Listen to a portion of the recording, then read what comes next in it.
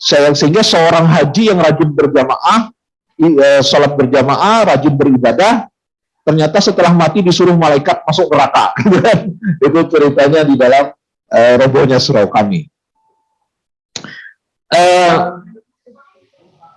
Dalam sebuah ceramahnya di luar negeri, Romo Mangun juga pernah menulis artikel judulnya ini, sastrawan religius, gitu ya, religious man of letter, diterjemahkan ke dalam bahasa Indonesia sastrawan religius.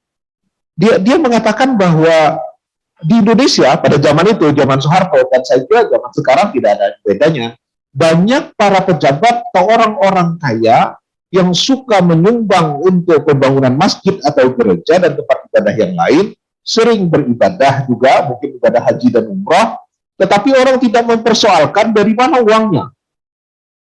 Apakah halal atau haram? Apakah dari hasil korupsi?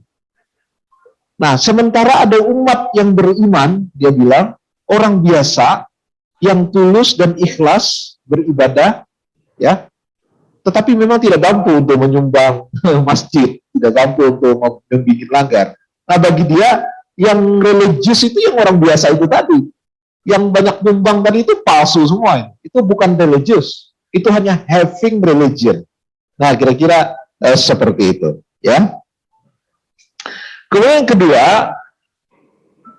meneruskan gagasan ini, saya melihat teman saya Heru Salim, tadi yang saya kutip ini, Heru Salim sering saya kutip ya, menghormati senior. Ya, saya baru ngasih kata pengantar untuk buku dia, insya Allah akan terbit, judulnya Kitab, Buku dan Sepak Bola. Catatan seorang santri wangal. Tapi katanya judulnya masih apa namanya, tentatif gitu ya, dan belum beredar. Kata pengantar saya buat bulan Ramadan tadi. Nah, Heru Salim tahun 2019 lalu membuat buku kumpulan esainya, judulnya Tuhan yang Tersembunyi, Renungan dari Balik Aksara. Ya, saya suka ini kumpulan kolomnya ini, diterbitkan oleh Mojok kalau nggak salah. Nah, di situ dia mengatakan dalam pengantaran ini, saya bacakan ya, karya sastra dengan demikian memberikan semacam ilustrasi dan tamsil bagaimana beragama itu pada hakikatnya adalah proses pencarian. Jika ia terasa membolak-balikkan hati, tentu itu karena ada rasa ragu, bertanya pun karena tidak tahu. Beragama berarti merendahkan diri. Karya-karya sastra ini, sementara itu dengan caranya sendiri menunjukkan bahwa ada Tuhan yang tersembunyi dalam baris-baris kata, kalimat, dan cerita.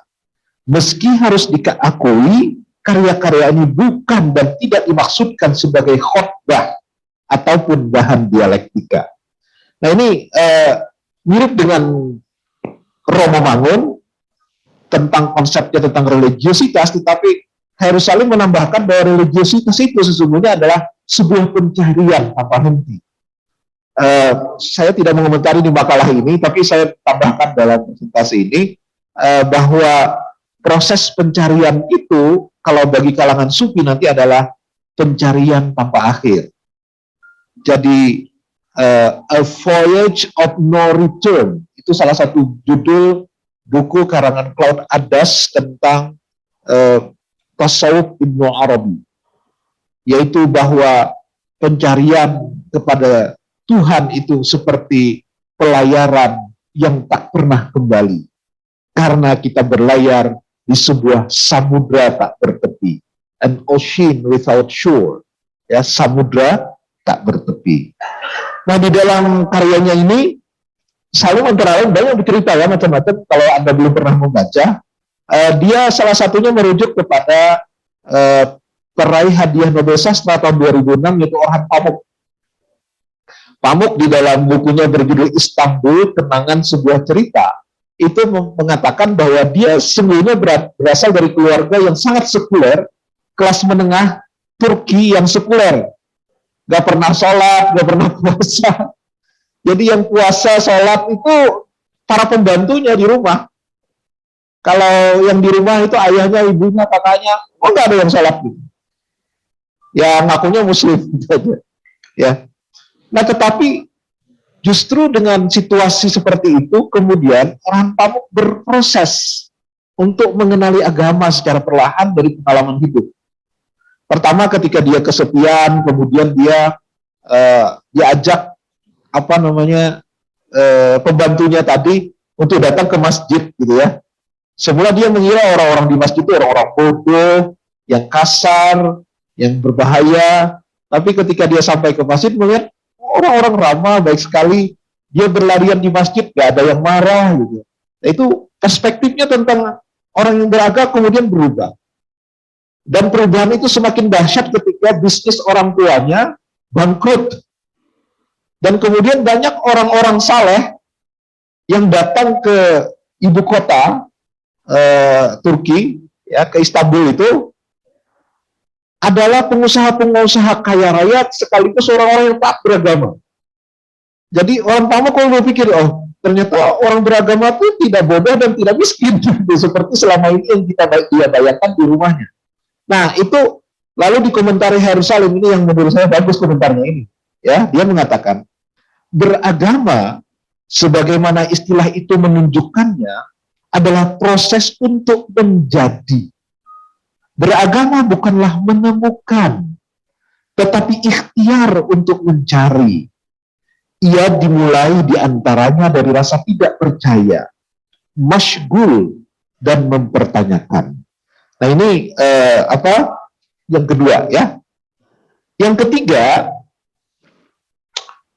ada juga memang karya-karya sastra yang secara eksplisit dan terus terang menggunakan simbol-simbol agama, kosakata agama seperti Tuhan, ibadah, ya, syariah, hukum fikih, segala macam. Itu ada. Nah, saya kira yang cukup populer dan terkenal paling tidak pada generasi di atas 20 yang lalu, bukan generasi milenial sekarang, adalah Buya Hamka. Hamka ini sangat unik.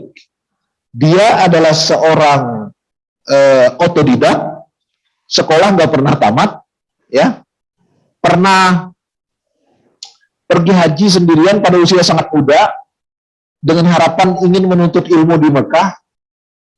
Lalu setelah sampai di Mekah, belajar bahasa Arab, ngobrol-ngobrol, pintar sekali karena orangnya cerdas, ketemu dengan Haji Agus Salim. Setelah berkenalan dengan Haji Agus Salim yang bekerja di konsulat Belanda, ya, pada saat itu Haji Agus Salim bertanya, kamu ngapain mau ke sini? Kata Hamka, saya mau belajar agama di sini. Kata Haji Agus Salim, salah kamu.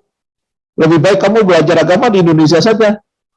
Di sini tempatnya untuk ibadah aja, kamu pulang aja. Akhirnya Hamka tuh pulang gitu kan. Ceritanya begitu dalam kenang-kenangan hidup ya, Hamka menulis autobiografinya. Nah, Hamka ini tumbuh dalam lingkungan yang sangat religius karena bapaknya Haji Rasul adalah seorang ulama besar dan tokoh reformis, tokoh Muhammadiyah.